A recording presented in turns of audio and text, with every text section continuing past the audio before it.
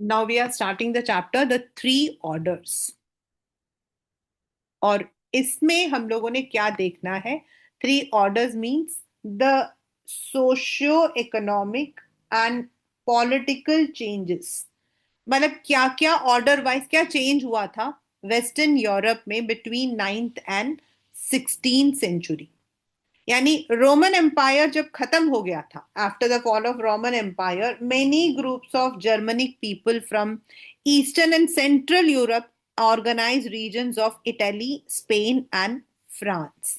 तो जो ये चेंजेस हमारे आए थे एक क्रोनोलॉजिकली, उसको हम पढ़ते हैं इस पर्टिकुलर। और जो ये मैं अंडरलाइन कर रही हूँ, these are some of the one marker question you can expect. मतलब रोमन के बाद किस ग्रुप ने वहां पर अपना डोमिनेशन रखा था? तो वो थे आपके Germanic people. In the absence of any unifying political force, military conflict was frequent. क्योंकि अभी तो क्या है, अभी भी देख लो, वर्ल्ड इज कंप्लीटली कॉन्फ्लिक्टेड। ऐसा नहीं मैं कहूंगी कि आजकल मतलब कॉन्फ्लिक्ट नहीं है, ऐसा तो बिल्कुल भी नहीं है। Even right now also there are lots of conflicts going on. कहीं पर ऑयल के लिए लड़ाई हो रही है, तो कहीं पर किसी और चीज के लिए लड़ाई हो रही है। बट फिर भी अभी हमें ये पता है कि जो ये लड़ाई है वो एक प्रॉपर पॉलिटिकल एरिया के अंदर है। लेकिन तब एक पॉलिटिकल फोर्स नहीं था, तो मिलिट्री होती थी। And most of the time the frequently they used to have the conflict and need to gather resources to protect one's land became very important। एक लैंड पर कब्जा करना एक इंपॉर्टेंट, मतलब उस वक्त में दैट वाज वेरी कॉमन। जितने भी हम वॉर वगैरह पढ़ते हैं इनमें, जैसे हम लोगों ने हिटलर के टाइम का पढ़ा था, हिटलर से पहले means before German was ruled by Hitler. तो जो आपका वॉर था उसमें भी हमने यही पढ़ा है कि कौन सी टेरिटरी किसके पास गई। Social organisation was therefore centred on the control of land. Its features were derived from, जैसे कल हमने एक वो क्वेश्चन पढ़ा था ना कि भाई वो जो है डेरिवेशन कहाँ से आता है। तो ये जो डेरिवेशन वाला क्वेश्चन होता है ना, यानी कि वो लैंग्वेज से रिलेटेड, कल्चर से रिलेटेड आपके पेपर में आ सकता है। From both imperial Roman tradition and German customs, Christianity, the official religion of Roman Empire from 4th century, survived the collapse of Rome and gradually spread to Central and Northern Europe। और आज भी अगर आप देखोगे तो European countries के अंदर जो आपके ये वैसे वाले यूरोपियन कंट्रीज हैं, अरबिक नहीं, European, they have Christianity as their main religion. यानी कि रोमन एम्पायर खत्म हो गया लेकिन रिलीजन में क्रिश्चियनिटी जो है वो बच गया। The church also became a major landholder and political power in Europe। जब मैंने इस चैप्टर को आपको थ्रू नोट्स पढ़ाया था, मैंने तब भी आपको बताया था कि जो बच्चे बाद में इंग्लिश ऑनर्स वगैरह पढ़ते हैं ना, तो उनके पास ऐसे बड़े सारे ऐसे क्वेश्चंस होते हैं कि जो चर्च था, चर्च आपका वहां पर मेन होता था। मतलब अगर हम कहते हैं तो थ्री एस्टेट्स जब हम बोलते हैं फ्रेंच सोसाइटी में, तो हम यही बोलते हैं ना, नोबल्स, क्लर्जी एंड तो जो क्लर्जीज होते थे हाईएस्ट, वही उनका होता था। इनफैक्ट जो किंग होता था वो भी उनका ही कहना मानता था। जैसे हमारे यहाँ पर भी राजा लोग जो होते थे वो पंडित से पूछे बिना, पुजारी से पूछे बिना कोई काम नहीं करते थे, लेकिन रूलिंग में भी चर्च का ज्यादा रहता था। द थ्री ऑर्डर्स, यानी कि the focus of this chapter are three social categories: Christian priest, land owning nobles and peasants. हमारा थ्री ऑर्डर्स क्या हो गया? क्रिश्चियन प्रीस्ट,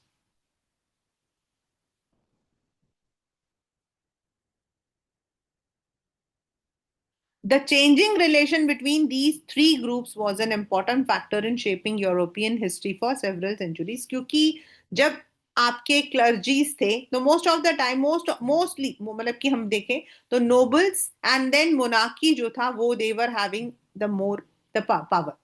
वेरएस जो पीजेंट्स होते थे they were under so many pressure, taxes उनके ऊपर ज्यादा रहती थी, उनके ऊपर बर्डन ज्यादा रहता था, रूल्स उनके लिए अलग होती थी, प्रॉपर्टी वो लोग ओन नहीं कर सकते थे।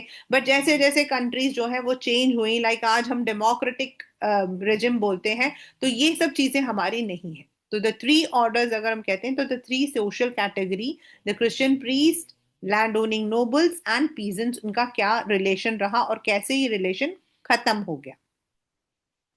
Over the last 100 years, European historians have done detailed work on history of region, even of individual villages. This was possible because from the medieval period, there is a lot of material in the form of documents, details of land ownership, prices, legal cases. हमारे पास ये सब कैसे पता लगा? मतलब how did we come to know? Question is how did we come to know? Because the documents are already preserved. Literature वहां मतलब कि लिटरेसी वहां पर थी, तो ये सब चीजें कहीं ना कहीं हमारी प्रिजर्व रही थी. For example, churches kept records of birth, marriages and death, which have made it possible to understand the structure of families and of population. हमें कैसे पता लगा कितनी फैमिली थी, कितने लोग रहते थे, कौन, मतलब कि जो अगर हम देखते हैं ना क्रिश्चियनिटी में, तो मतलब देयर इज वन वो कि पूरा एक रीजन होता है, उसको एक हेड मतलब प्रीस्ट, उसके नीचे जो अलग अलग रीजन होते हैं तो उसके लिए अलग बिशप, पार्सन ऐसे नाम दिया जाता है. और हर एक जगह पर जहां बच्चा हुआ, मैरिज हुआ, डेथ हुई, उसको जो है चर्च में ही दे, मतलब उनका तो चर्च में ही होता है दे, तो चर्च में फादर को बुलाया जाता है. So everything is recorded over there, तो दैट रिकॉर्ड्स आर अवेलेबल, जिससे हमें पता लगता है about the population, geographical changes. The inscriptions in churches of families, sorry, the inscription in churches give information about the trader association, songs, stories give a sense of festival, community activity. तो ये है how do we come to know, या हमें जो है कैसे ये सब चीजें पता लगी थी, because of the records, because of the records kept in various areas like churches and all. All these can be used by historians to understand economic and social life changes over a long period, and or over a short period like peasant revolts या फिर increase in population of the many scholars in France who have worked in feudalism. Feudalism is a kind of feudal power by people who are having more control mostly in the villages. हमारे यहाँ पर हमने feudalism से जिनका land ज्यादा रहता था, land owners होते थे, वो लोग पीजेंट्स को चलाते थे. वो ब्लॉच वॉज ब्लॉच, और ये पेपर में, जैसे कल भी एक पेपर में आया था, एक क्वेश्चन आया था जब हम लोग असाइनमेंट कर रहे थे, तो these names you have to remember. Mark Bloch was one of a group of scholars who argued that history consisted of much more than just political history. Natural है, अगर हम अकबर के बारे में पढ़ रहे हैं, हम अपने श्री राम के बारे में पढ़ रहे हैं, मतलब मैं आपको एक बताती हूँ. अभी पीछे जब मतलब I think 6-7 months back Sony TV पर श्रीमद् रामायण आता था. मतलब रामायण तो हमने हमेशा ही देखी है, जब हर रूप में देखते रहते हैं हम लोग, वेदर इट इज रामलीला या फिर जो आपका मेन राम. तो श्रीमद् रामायण वैसे ही मैंने स्टार्ट करा था देखने के लिए, बट उसके अंदर जब वो एक्सटेंड हुआ तो लिटरली आई वॉज अम्यूज्ड, जो उन्होंने political figure of Lord Ram दिखाया था. मतलब उसको देखने के बाद तो ना एकदम वो कहते हैं ना कि यस. तो it is not about Lord Ram born into a family of prince, born मतलब कि went to exile, married माता सीता, fought with राक्षस, हम तो यही जानते हैं.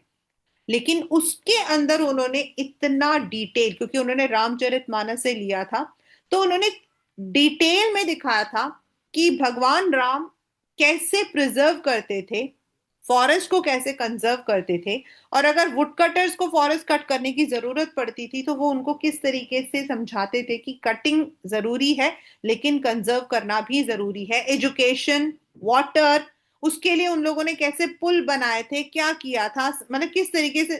तो वो जो पॉलिटिकल हिस्ट्री होती है ना, that we come to know. At the same time we also come to know about the society, economically, जैसे हम कहते हैं राम राज्य, and it is said it is one of the golden period. Gupta dynasty in India is said to be the golden period. So that means what? That means the socio-economic system of that particular era. So international relations and lives of great people. He emphasized the importance of geography in shaping human history and need to understand the collective behavior of attitudes of group of people. Why they fought, किसके लिए किया था. Blots, ये आपका अलग next question. उसकी book feudal society, the book which is written by him, is about European, particularly French society between 900 to 1300, describing in remarkable detail social relations, hierarchies, land management, popular culture of that period. His career was cut short tragically when he was shot by the Nazis in the Second World War. उनको जब मारा गया तो. ठीक है. और ये आपका एक क्वेश्चन है कि जो मिडिवल पीरियड है हम किसको कहते हैं. तो मिडिवल एक्चुअली बीच का पीरियड होता है, mid. It refers to the period in European history between 5th and 15th century. It is a mid one. तो इस वाले में से how do we come to know about the source, मतलब what are the sources. हमारा second कौन था जिसने ये बुक लिखी थी, या उसके बुक का नाम. Now what is feudalism. As I said, feudalism basically हम लोगों ने अपने इसमें देखा है तो विलेजेस के अंदर जो सिस्टम होता है जहां लैंड ओनिंग होती है, पीजेंट्स उनके नीचे काम करते हैं, सेट ऑफ रूल्स उनके लिए किया जाता है, that comes under. The term feudalism has been used by historians to describe the economic, legal, political, and social relations that existed in Europe in medieval era. Derived up from the German word feud, which means a piece of land. It refers to the feudalism, yani ki the how land was managed. It refers to the kind of society that developed in medieval France and later in England and southern Italy. In an economic sense, feudalism refers to kind of agricultural production, which is the relation between lords and peasants. Lords matlab the owners. The latter cultivated their own land as well as that of the lord. Latter मतलब जो peasants होते थे उनके, peasants कौन होते हैं? Peasants are small farmers जिनके पास जमीन अगर है भी तो बहुत थोड़ी सी है, और they would be working for someone else. उनको हम लोग peasants कहते हैं. The latter cultivated their own land and as well as that of lord, उनका अपना, और जहां पे जो उनके मालिक हैं उनके भी. The peasants perform labor services for lord who in exchange provided military production. उस वक्त में उनको क्या दिया जाता था? पैसा नहीं, उनको प्रोटेक्शन दिया जाता था.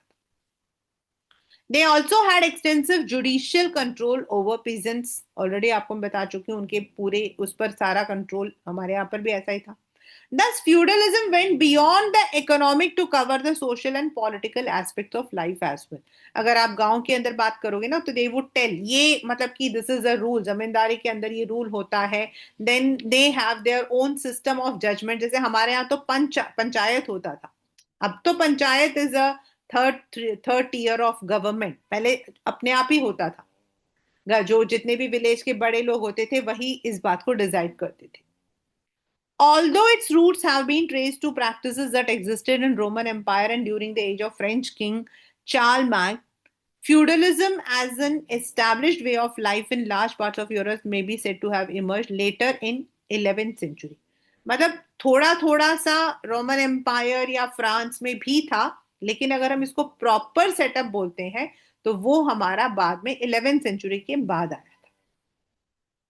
इस वाले में से क्वेश्चन आपका फ्यूडलिज्म का मतलब and from which language it is derived. ये दो क्वेश्चंस आपके मेन है. ठीक है.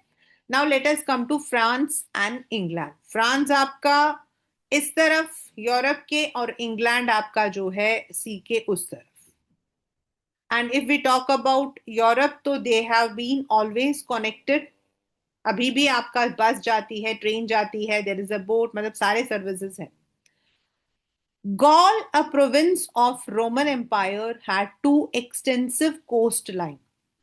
Mountain range, long river, forest, large tract of plains suited to agriculture. The Franks, मतलब है तो वो जर्मनिक ट्राइब, लेकिन इन्हीं से वर्ड आया था आपका France.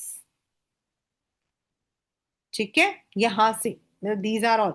A Germanic tribe gave their name to Gaul making it France. From the 16th century this kingdom was ruled by Frankish यानी कि French people who were Christians. The French had very strong links with church which were further strengthened when in 1800 the Pope gave Charlemagne the title of Holy Roman Empire to ensure his support. ये title किसको दिया गया था और किसने दिया था? This can be a question. Across a narrow channel, जो मैंने आपको बताया ना कि आपका वहां से पान, lay the island of England, Scotland, which in 11th century was conquered by a duke from French province of Normandy. अगर हम मैप में देखते हैं तो there is a small channel of water. बहुत आसान है फ्रांस से इंग्लैंड जाना, बट फ्रांस एक अलग कंट्री है और इंग्लैंड आपका UK, which consist of England, Scotland, वेश, आयरलैंड, ये है आपका। तो उस वक्त में इसको जो है एक duke, duke in Hindi we can say राजकुमार कैसे, from a French province of Normandy, ये याद रखना है आपको। Now comes the three orders, यानी कि the priest, the rulers and the peasants, उनका relation. French priests believed that in the concept that peoples were member of one of the three orders. तो पहला हमारा कौन था? Priest. Depending on their work, जैसे हमारे यहाँ पर है ना मतलब वो जो casteism was on the basis of the work we done. जैसे लोग पढ़ाई जो करते हैं पंडित, जो लोग मतलब कि लेख करते हैं, ट्रेडिंग करते हैं, वो आपका वैश्य, जो लोग लड़ाई करते हैं क्षत्रिय। So in the same manner a bishop stated here below some pray, others fight and still others work. यानी कि जो प्रीस्ट है वो पढ़ाई मतलब करते हैं, कुछ लड़ाई करते हैं जैसे क्षत्रिय, and still others work like peasants. Thus, the three orders of society were broadly the clergy, the nobility, and the peasantry, जो हमने फ्रेंच रिवॉल्यूशन में ऑलरेडी हम पढ़ चुके हैं।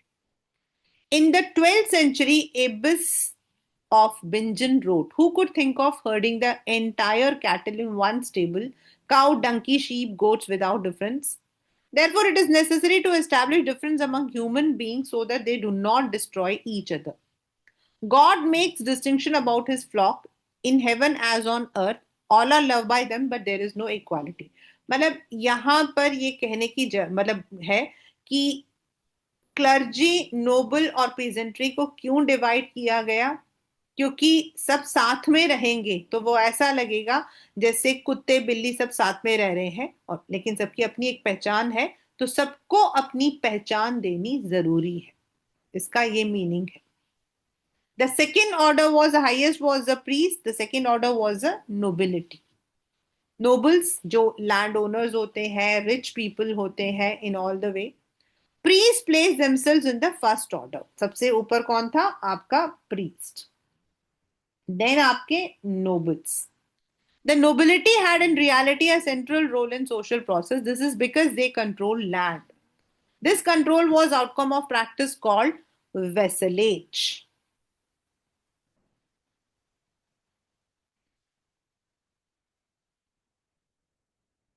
The kings of France were linked by the to the people by vassalage, similar to practice among Germanic peoples, of whom Franks were one. उन्हीं में से एक आए थे।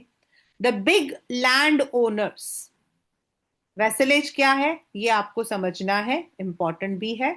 जो बिग लॉर्ड ओनर्स होते हैं, the nobles were vassals of the king, यानी कि वो किंग के नीचे काम करते हैं।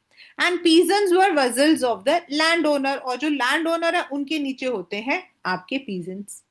अ noble man accepted the king as his senior, यानी कि senior, and they made a mutual promise. The senior यानी कि lord was derive from a word meaning one who provided bread, who would protect the vassal, यानी कि भगवान उनको वो protect कर रहा है, तो उनको जो है जिनको वो प्रोटेक्ट कर रहा है वो vassals, who would be loyal to them, और उनको जो है अपने सर्विसेज देकर उनको अपना फेथफुल रहना। This relation involved elaborate rituals and exchange of woven taken on the Bible in a church. और ये कस्टम, ये प्रैक्टिस होता था, मतलब आप हमारे नीचे हो, ये पूरा एक ओथ के साथ लिया जाता था चर्च में. At this ceremony, the vassal received a written charter or a staff or even a clod of earth as a symbol of land that was being given to him by his master. उसको दिया जाता है कि तुम इस पर rule करोगे, ये तुम्हारी जगह है, लेकिन उसमें तुम्हें सर्विस प्रोवाइड करना है और तुम्हें अपनी लॉयल्टी मुझे दिखानी है. तो द रिलेशन इज, जो आपके प्रीस्ट हैं उनके नीचे किंग, किंग के नीचे आपके वेजल्स मतलब लॉर्ड जो आपके ओनर्स हैं, और उनके नीचे पीजेंट्स, यानी कि पीजेंट सबसे नीचे. The noble enjoyed a privilege status. he had absolute control over his property in perpetuity. He could raise troops called feudal levies. The lord held his own court of justice and could even coin his own money. हर मतलब कि अगर आप किसी भी देश में पढ़ोगे, ये चीज बहुत ही कॉमन थी पहले. अपने अपने एरियाज के अंदर अपना अपना कॉइन, अपना अपना मनी इश्यू करना, वो उनके ऊपर होता था.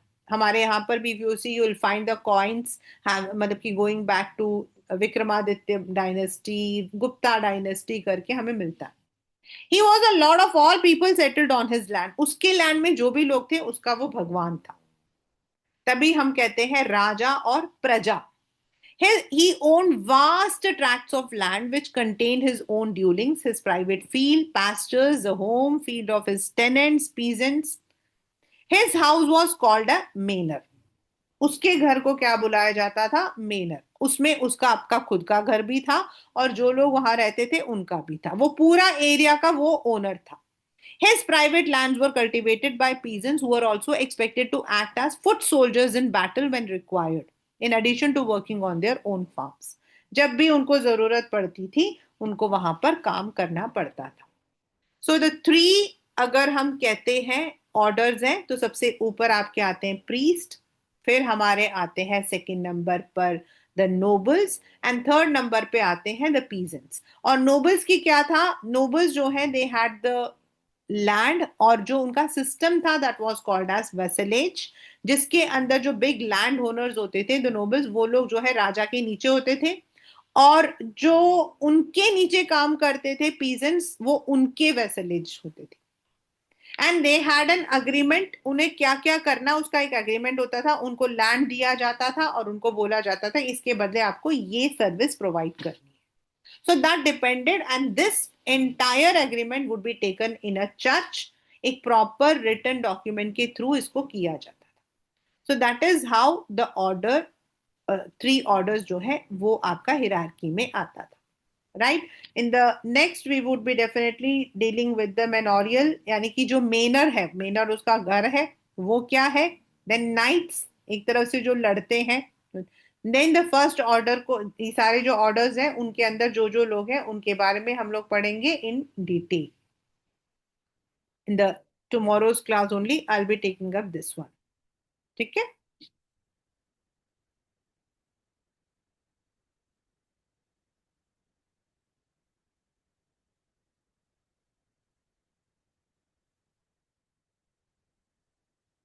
The three orders. कल हम लोगों ने जो है इसका basic, how the Europeans attain the three estates, हम जो बोलते थे ना फ्रेंच रिवॉल्यूशन के दौरान.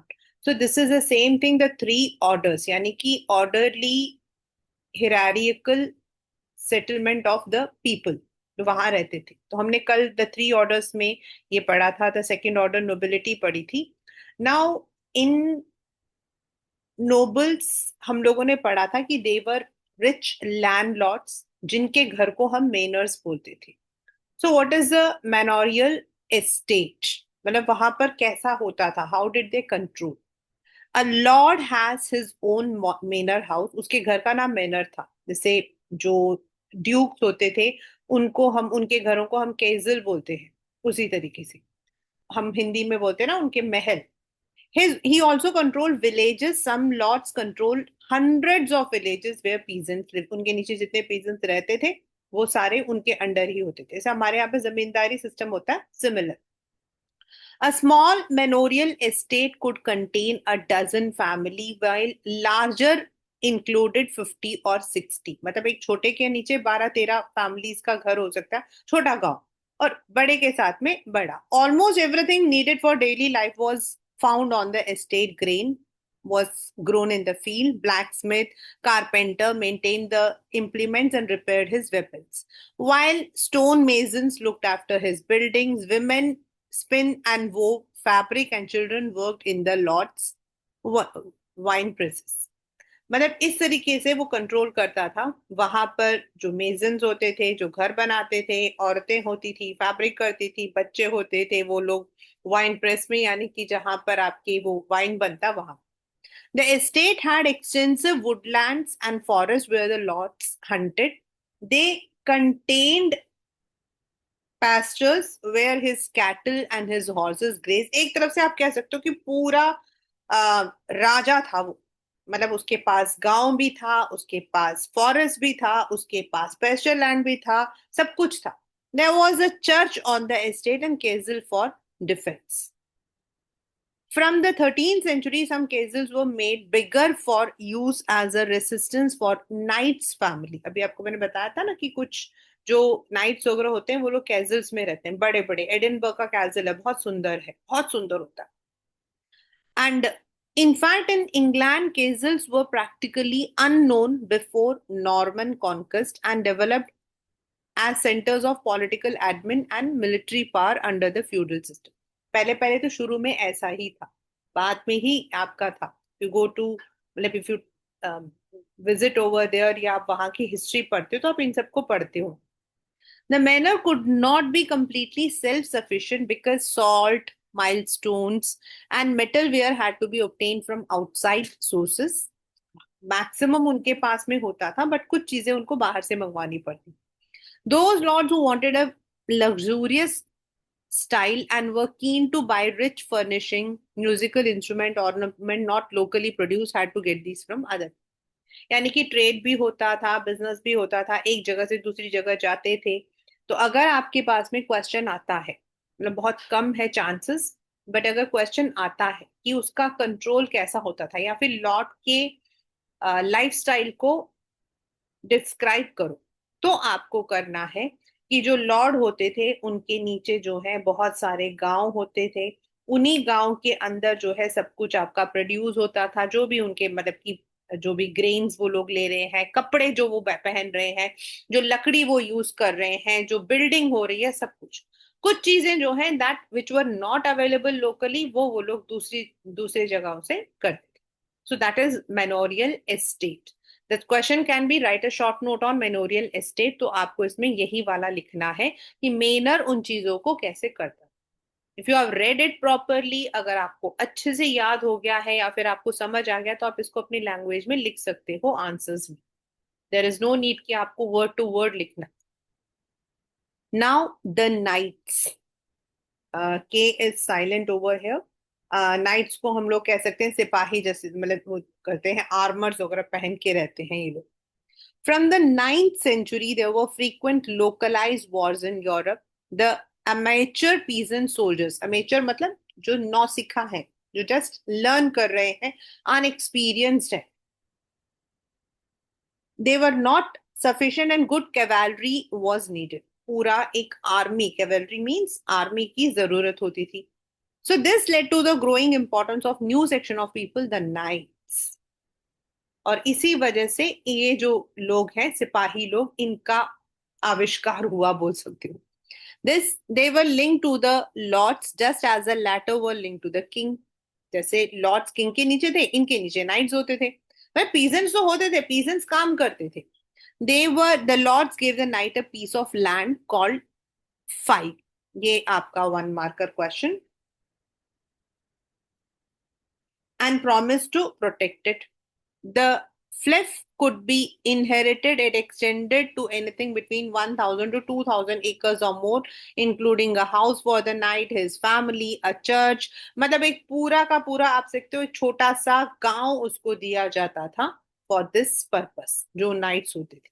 पूरा एक गांव एक तरह से, जिसके अंदर सब कुछ होता था. As in the feudal manor the land of the fief was cultivated by peasants. और ये जो नाइट्स के पास लैंड होता था, इनको भी कल्टिवेट करते थे peasants. In exchange the night put paid his Lord a regular fee and promised a fight for him in war. उसे क्या करना पड़ता था अपने लॉर्ड के लिए?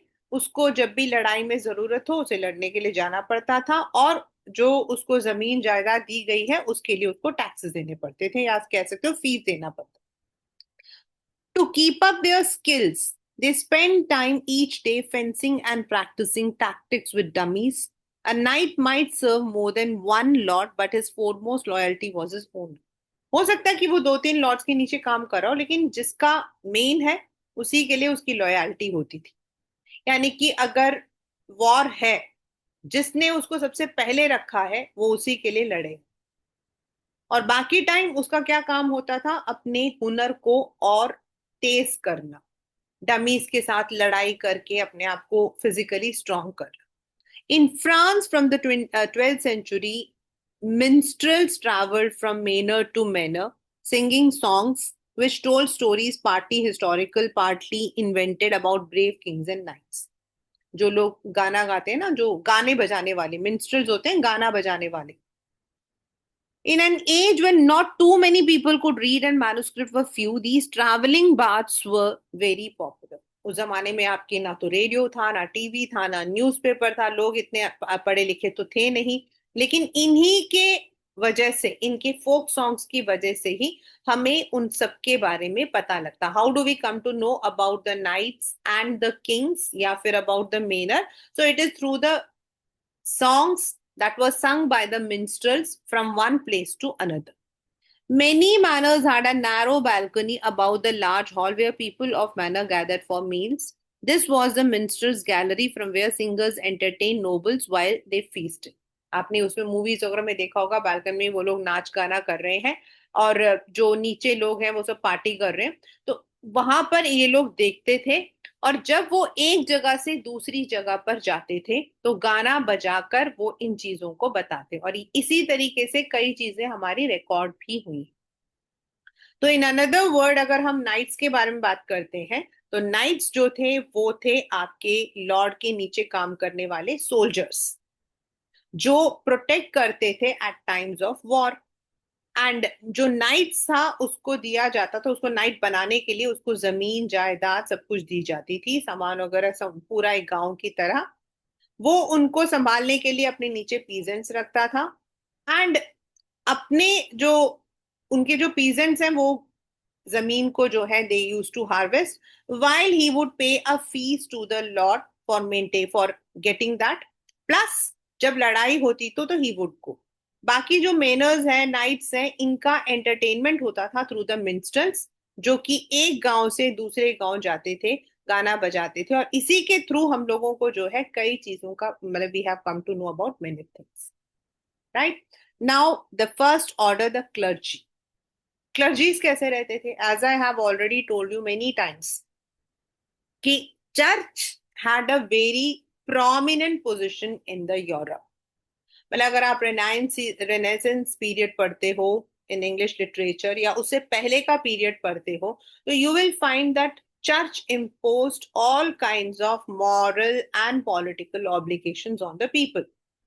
तो जो क्लर्जीज होते थे, जो पार्सन्स होते थे, जो बिशप्स होते थे, they had a prominent place in their area. The Catholic church, क्योंकि उस वक्त में पहले कैथोलिक था, बाद में आपका प्रोटेस्टेंट आया था प्रिंटिंग कल्चर के दौरान. आपका जो है मार्टिन लूथर किंग ने जब 99 थीसिस लिखा था, उसके बाद आपका प्रोटेस्टेंट रिलीजन स्टार्ट हुआ था. So earlier was Roman Catholic and it is said to be very conservative. I don't know, but it is said to be. बहुत स्ट्रिक्ट रूल्स होते थे, खाने का, पीने का, रहने का, मतलब बात करने का, everything. The Catholic Church had its own laws, owned lands given to it by rulers, and could levy taxes. If you remember French Revolution, there were two kinds of taxes जो कि थर्ड एस्टेट को देना पड़ता था. एक था टिथस और दूसरा था टेल. तो जो डायरेक्ट टैक्सेस होते थे जो उनको गवर्नमेंट को देना पड़ता था, फिर जो उनको देना पड़ता था to the church for getting the services, वो आपके ये टैक्सेस जो है चर्च लगाती थी. It was a very powerful institution which did not depend on the king. In fact king जो है वो चर्च का कहना मानता था. At the head of western church was a pope. अभी भी अगर आप देखोगे तो पोप हैज, अभी जो लास्ट हमारे जो पोप थे, ही जस्ट पास्ड अवे, और न्यू पोप जो है उनको लेकर आए हैं. तो पोप की जो पोजीशन होती है ना वो बहुत ही ज्यादा स्ट्रांग होती है. ही लिव्ड इन, मतलब he is the one who dictates. हम लोग जैसे हमारे यहाँ पर हम कहते हैं ना हमारे गुरु जी, मतलब उनका कहना ही माना जाता है. Whatever the Christian calendar is, these are all, मतलब कि वही करते. He lived in Rome. The Christians in Europe were guided by bishops and clerics who constituted the first order. तो आपका अगर पेपर में आता है कि फर्स्ट ऑर्डर कौन करता है, तो you have to underline bishops and clerics. Clerics आपके वही जैसे हम लोग हिंदी बोलते हैं पुजारी. Most villages had their own church. मतलब वहां पे ना चर्चेस के वो एक वो मार्क होता है रीजन, और उन्हीं के हेड होते हैं आपके बिशप, जैसे हम बोलते हैं ना ये जो अलग अलग नाम बोलते हैं. और पोप होता है सबका head. Pope is the head पूरा. फिर उनके नीचे होते हैं आपके बिशप, पार्सन, ऐसे करके. Sorry, where people assembled every Sunday to listen to the sermon by the priest and to pray together. Sunday prayer बोलते हैं, and even today it is very very very very relevant. मतलब जो Christians होते हैं वो किसी भी चीज को भूल जाए, but Sunday prayers they never, because I had number of students who were Christians. Sunday को मैं क्लास रखती थी तो कुछ भी हो जाए, they would say ma'am we would come after 1 o'clock, उससे पहले नहीं आएंगे. दे वर सो, मतलब कि उस चीज के लिए they were very devotional. Every one could not become a priest. A priest बनने के लिए भी भाई देयर वर सर्व्स. सर्व्स कौन होते हैं? Serfs were slaves. Were banned as were physically challenged. जो कि फिजिकली चैलेंज थे वो भी नहीं बन सकते थे. Women could not become priest.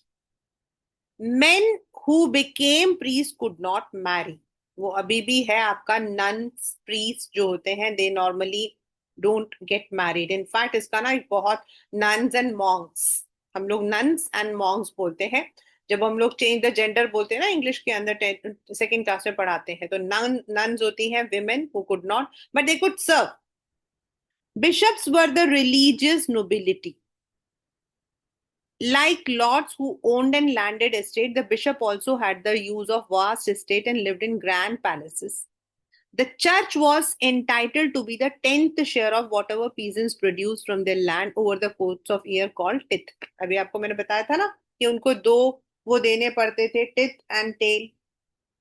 जो टिथ है that is the tax that they had to pay to the church for getting the services. मतलब चर्च में जाने आने के लिए जो उनको टैक्स देना पड़ता है उसको टिथ बोलते. Money also came in the form of endowment made by rich for their own welfare and welfare of their deceased relative in the afterlife. उसके अलावा जो दान पुण्य होता था उससे भी चर्च का रख रखाव होता था. Some of the important ceremonies conducted by church copied formal customs of the feudal elite. The act of kneeling while praying, नीचे झुककर, with hands clasped, head bowed, with an exact replica of what in which a knight conducted himself while taking vows. जैसे ऐसे हाथ वो करके नीचे झुककर जो वो लिखते हैं वैसा वो लोग प्रेयर करते थे. Similarly, use of the term Lord for God was another example. जैसे फ्यूडल में लॉर्ड बोलते हैं, हम भगवान को भी ये लोग लॉर्ड बोलते थे. Thus, the religious and lay worlds of feudalism shared many customs and symbols. एक तरफ से कह सकते हो कि हम अगर बोलें तो जो लॉर्ड्स हैं दे सिंबलाइज्ड गॉड. वो गॉड के जैसे थे. उस जमाने में कहते थे ना जो राजा होता है वो भगवान होता है, तो उस तरीके से दे एक्टेड. तो जिस तरीके से लॉर्ड्स के नीचे नाइट्स अपना सर झुका के करते थे, उसी तरीके से चर्च के अंदर भी प्रेयर करने का एक तरीका होता था. Now monk. मॉन्क्स वैसे तो आपने देखे होंगे बहुत सारे आपके जो ऑरेंजिश कलर पहनकर जाते हैं, but for the Christians, devout Christians had another kind of organisation. मतलब जो चर्च के अलावा उनका एक और जगह होती थी. Some deeply religious people choose to live isolated lifes. In contrasted to clerics who lived among people in town and village, they lived in religious community called abbess or monasteries.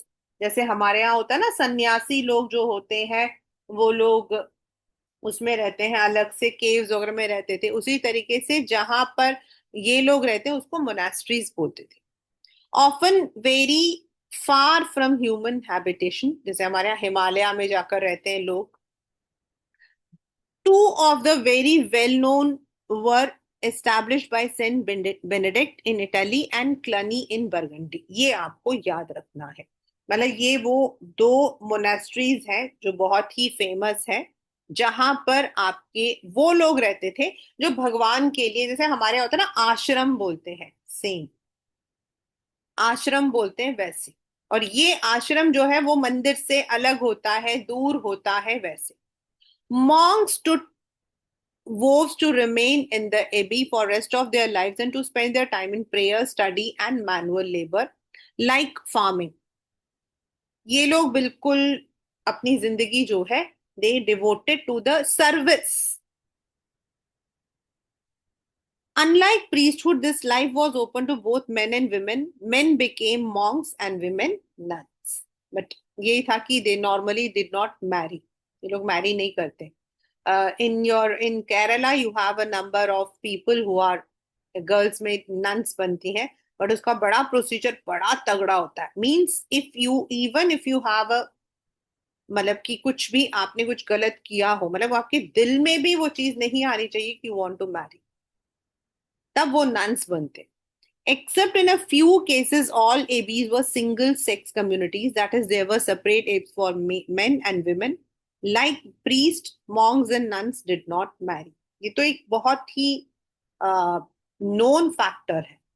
And the way they have to spend their life in, मतलब इस तरीके से Austria में बहुत difficult होता है। मतलब इनका खाना पीना, they are not subjected to go out, they are not subjected to watch movies। मतलब इनके लिए बहुत होता है, मतलब इनका पूरा डिवोट होता है टुवर्ड्स गॉड।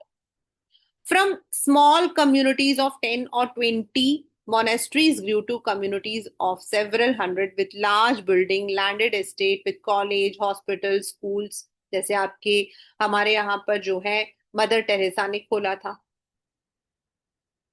तो यहाँ सेवा होती है। And this was not for money, they contributed to the development of arts. Abbess Hildegard was a gifted musician and did not much develop the practice of community singing of prayers. Sorry, did much to develop.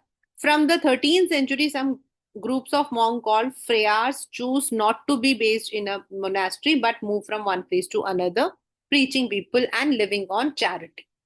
कुछ लोग थे जो, जैसे हमारे यहाँ होता है ना सन्यास, जो लोग एक जगह से दूसरी जगह पर जाते हैं, तो इनको क्या बोलते थे, फ्राज। और ये लोग क्या करते थे, एक जगह पर टिकते नहीं थे, एक जगह से दूसरी जगह जाते थे, और जाने के बाद वहां पर वो लोग गाना बजाकर, मतलब दे यूज टू प्रीच पीपल, और जो उनको दान पुण्य मिलता था उसी पर, जैसे था ना भिक्षु, भिक्षक, भिक्षक हम बोलते हैं हिंदू में, और इनको भिक्षा मिलती है जो जगह जगह पर जाकर, वैसे लाइक लॉर्ड बुद्धा डिड। ये देख सकते हैं, इन Benedictine monasteries there was a manuscript with 73 chapters of rule which was followed by monks and for many centuries। जैसे चैप्टर 6 में लिखा हुआ है, permission to speak should rarely be granted to monks. मतलब एज आई सेड, इनके बड़े strict rules होते हैं। मतलब मैंने तो थोड़े बहुत सुने हैं, I can't comment on this because I am not the right person to comment, but मैंने सुना है कि दे आर वेरी स्ट्रिक्ट। मतलब एक नन बनने के लिए यू हैव टू, आपको हर तरीके की चीजों से त्याग करना पड़ता है। लाइक यहाँ पर देखो, permission to speak should rarely be granted to monks, वो नहीं बोल सकते। Humility means obedience, no monk should own private property, idleness is the enemy of soul, so friars and sisters should be occupied at certain times and manual labor and fixed hours in sacred reading। उन्हें मतलब कि Bible पढ़ना, religious books पढ़ना, मतलब उन्हें खाली बैठने की इजाजत नहीं थी। The monastery should be laid out in such a way that they all necessities be found within the bound water, mill, garden. Monastery ऐसा बनना चाहिए जहां आपको अंदर ही सब कुछ मिल जाए, उनको बाहर जाने की जरूरत ना पड़े. So this was how the monasteries were, and monks and nuns जो है उनको इसी तरीके से अपने आप को देखभाल करनी. In the 14th, sorry, by the 14th century, there was growing uncertainty about the value and purpose of monasticism. In England, Langland's poem contrasted the case of luxuries of life of some monks and pure faith of simple plowmen and shepherd and poor common laborers. Also, Chaucer road, चौसर का ही बहुत ही बड़ा है भाई, ये इतना लंबा है, Canterbury स्टेल्स हमारे उसमें है. उसमें उन्होंने इतनी धज्जियां उड़ाई थी, मतलब पूरा पोएम इतना लंबा. Which had comic portraits of nun, monk and friar. बहुत, आई थिंक 49, 49 था या पता नहीं 78 था, उतने स्टैंजास का पोएम है. मुझे पढ़ाते पढ़ाते मेरी हालत खराब हो गई थी, इंग्लिश ऑनर्स ऑफ चौसर. मतलब उसके अंदर ही उन्होंने जो है काफी उसकी क्रिटिसिज्म की है, दैट नॉट एवरी मॉन्क और, and that is every time बेटा.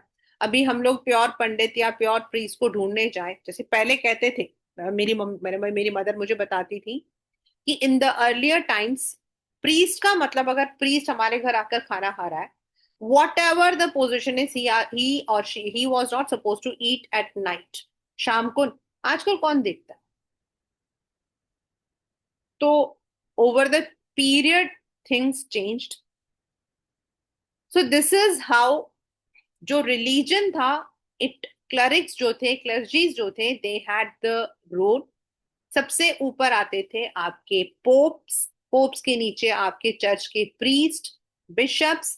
Then there were people जो कि वहां पर सर्व करते थे. They laid the rules for the people. उसके अलावा there were some groups जो कि चर्च में सीधा रहना पसंद नहीं करते थे, but indirectly they serve humanity, जिनको, जो लोग मोनास्ट्रीज में रहते थे, एंड मोनास्ट्रीज में रहने वालों को नन्स लेडीज को एंड मॉन्क्स जेंट्स को बोला जाए. This is what till now we have read. Now how church held the society, कैसे करते थे? As I said, church was superior. In fact जो राजा लोग होते थे, they also bowed before them. और चर्च में पूजा करने की भी, मतलब प्रे करने का भी एक पूरा तरीका होता था. They had to kneel down, they had to bow. Though Europeans became Christian, they still held on to some of their old belief in magic and folk traditions. Christmas and Easter became important dates from 4th century. Christ's birth, 25th, replaced an old pre-Roman festival like date of which was calculated on the solar calendar. Easter marked the crucifixion of Christ and his rising from the dead, जो अभी आएगा फरवरी में आता है. Normally, it is said that on Friday he was crucified, जिसको हम last सपर बोलते हैं, मतलब आखिरी खाना. एंड संडे को वो उठ गए थे, उनको जो है कील में ठोक दिया गया था, क्रूसिफाई किया गया था, बट ही रोज. तो उसको जो है वो लोग ईस्टर्स बोलते हैं, the new birth. But its date was not fixed because it replaced an older festival to celebrate the coming of spring after a long winter dated by lunar calendar. आप आज भी देख लो, क्रिसमस का पूरा proper day है, Christmas is celebrated on the same. लेकिन जो esters होता है वो लूनर कैलेंडर के अकॉर्डिंग हम लोगों को जो है इट इज इन्फॉर्म. एंड जिस दिन मतलब आपका जो है ईस्टर होता है, उससे 2 दिन पहले आपका फ्राइडे होता है, ब्लैक फ्राइडे जिसको बोलते हैं, मतलब जिस दिन उनको क्रूसिफाई किया गया था. तो वो आपके गुड फ्राइडे बोलते हैं. In fact Good Friday, it's called as Good Friday, it is a holiday because, and Sunday is Easters. तो वो दोनों दिन साथ में आते हैं. With the coming, sorry, traditionally on that day, people of each village used to make a tour of their village land. With the coming of Christianity, they continue to do, because they call the village the parish. The parish का मतलब होता है एक वो area जो priest के under आता है. आपको मैंने अभी ऊपर पहले बताया था ना कि हर एक बिशप के लिए एक एरिया फिक्स होता था. सो जो प्रीस्ट का एरिया होता था उसको हम बोलते थे parish. Overworked peasants welcomed holy days because they were not expected to work on that days. These days were meant for prayers, but people usually spent a good part of them having fun and feasting. Pilgrimage was an important part of a Christian's life, and many people went on long journeys to shrines of martyrs or to big churches. जैसे हमारे इसमें तो we have specific places जहाँ हम बोलते हैं कि भाई एक बार बच्चे के हो गए तो फिर हम लोगों को जो है गंगा नहाना चाहिए, बद्रीनाथ जाना चाहिए, केदारनाथ जाना चाहिए. In the Islam it is said once going to Mecca and Medina उनके लिए बहुत गिफ्ट होता है. सिमिलरली इनका भी ऐसा है. वैसे तो लोग जेरूसलम वगैरह जाते हैं, but it's not like hard and fast नहीं है कि उनको जाना ही है, बट दे गो. इस तरीके से वो पिलग्रिमेज में जाते हैं. They go to those churches which are very prominent. India के अंदर भी there are some churches which are very prominent. वहां जाना मतलब कि मदर मैरी का है, ऐसे करके वो लोग जाते हैं. So this way the practice came in to daily life. ठीक है. कल हम लोग जो है इसको स्टार्ट कर देंगे third order, that is peasants, जो बेचारे फ्री में अनफ्री में काम करते थे. Then what was England's position, what was the environment there, कैसे वहां पर सब कुछ चलता था, एग्रीकल्चरल टेक्नोलॉजी ने क्या क्या चीजें चेंज की थी when things came. Then was there a fourth order, क्या कभी फोर्थ ऑर्डर आया था? तो फोर्थ ऑर्डर हम नहीं बोल सकते हैं. Yes definitely things change over the period of time. जैसे अब जो लाइफ है वो थोड़ा डिफरेंट है, जो पहले था वो थोड़ा अलग था. पहले एक बना हुआ था फर्स्ट ऑर्डर के लोग ये हैं, सेकंड ऑर्डर. अब ऐसा नहीं है. मतलब नाउ वी कांट कॉल. अभी हम लोग अभी अपने आप को किस तरीके से बुलाते हैं? Middle class, higher middle class, lower class, illiterate, wealthy, ऐसे. Because now we are based more on to the economic. उस वक्त में क्या था? It was more on to economic, but based on the work, based on the privilege they were born to. और फिर change आपके जो है वर्ल्ड में आने लगा. Will discuss it in the tomorrow session.